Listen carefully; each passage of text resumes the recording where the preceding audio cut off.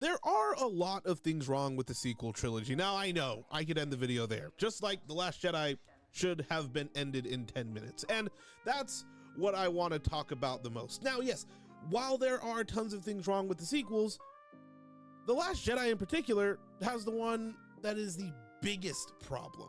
And it's the one that I see talked about the least, and when it is talked about, it's usually defended, at least when I've seen.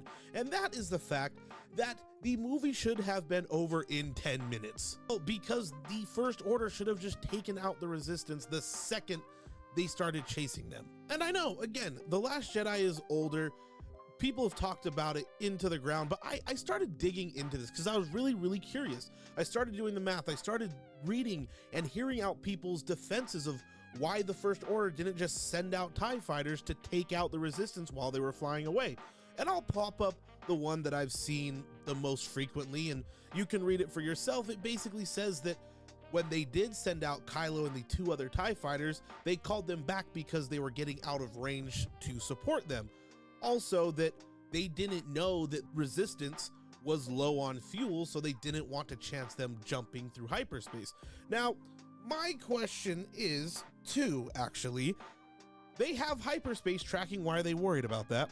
And two, I did the math. And a Resurgent class Star Destroyer, which is what the First Order has, the lowest number of TIE fighters that I've seen those ships carry is 48. Kylo and 2 TIE fighters took out one ship, just them. Now again, let's just say, okay, it's not enough.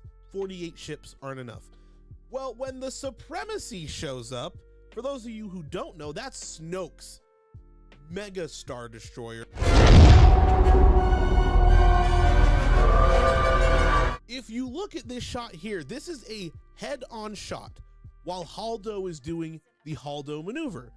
And you can see, without the Supremacy, it is accompanied by 10 Star Destroyers. Again, 10 Star Destroyers that at the lowest number carry 48 TIE fighters each. That is 480 TIE fighters. Now, again, let's give it the benefit of the doubt and say, okay, well, they can't support letting them all out. They're all out too far, right?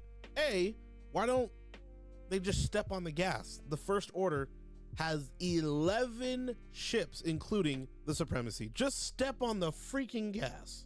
But then two, this is the First Order we're talking about. Space Nazis we are talking about. Why would they care if they lose a couple ships to wipe out the Resistance? Again, I know a ton of people say no one has ever accused the bad guys of being smart, but they were smart enough to hide in the shadows and then pop up 30 years later. Anyway, getting off track. Let's just say 480 ships are not enough. Well, the Supremacy, oh man, the Supremacy not only holds a crew of 2 million people, but also the description that I saw, I'll pop it up here, says that it was said to have thousands of TIE fighters. Again, crazy to me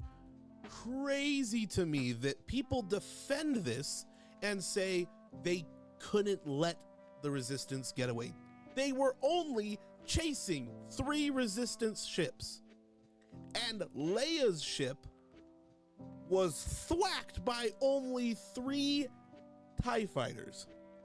Now I give this challenge to you, the people. The people. For those who don't agree with what I'm saying, I would love to see your reasoning behind why, when they have literally thousands of TIE fighters at their expense, why they didn't send more than 3 in the, let's see, how long was the First Order chasing the Resistance in The Last Jedi? No way. 18 hours. 18 hours, and they didn't think to send out more than 3 TIE fighters. But hey, what do I know?